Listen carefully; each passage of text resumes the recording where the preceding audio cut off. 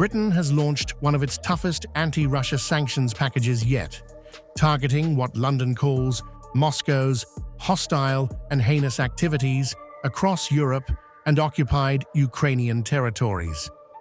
The UK imposed sanctions on 85 Russian-linked individuals and organizations, accusing them of spreading Kremlin propaganda, interfering in foreign politics, and helping militarize Ukrainian children. British officials say the measures are designed to strike not only Russia's economy, but also its ideological and information warfare networks. Today's sanctions are a strong step in exposing and disrupting the depths Russia is willing to go to interfere and undermine democracy and destroy Ukraine's future through the abhorrent deportation and indoctrination of Ukrainian children.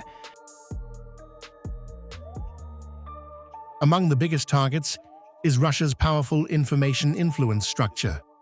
London sanctioned the social design agency, Dialog, and several individuals linked to Kremlin media operations, including Dialog chief Vladimir Tabak. The UK claims these groups coordinated pro-Russian influence campaigns and attempted political interference in Armenia ahead of sensitive elections. British authorities allege some operations were connected to Russian intelligence services and aimed at weakening Western support for Ukraine. The sanctions also heavily target Russian youth and patriotic organizations. Britain sanctioned Yunarmiya chief Vladislav Golovin, the Warrior Center Military Patriotic Network, and several youth policy officials. London accuses these groups of helping indoctrinate and militarize children from occupied Ukrainian territories through military-style training and pro-Kremlin ideology programs. The UK says thousands of Ukrainian children have been transferred to camps and institutions designed to erase Ukrainian identity and integrate them into Russian state structures. The UK's support for Ukraine remains ironclad, and we will continue to work alongside our allies to support every effort to identify and trace the children that have been cruelly taken from their communities and bring them home.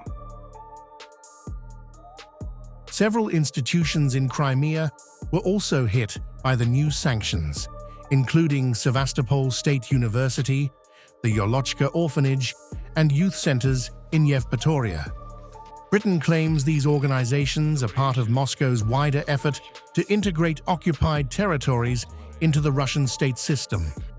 Alongside the sanctions, London announced an additional $1.2 million to help trace and return Ukrainian children allegedly taken during the war.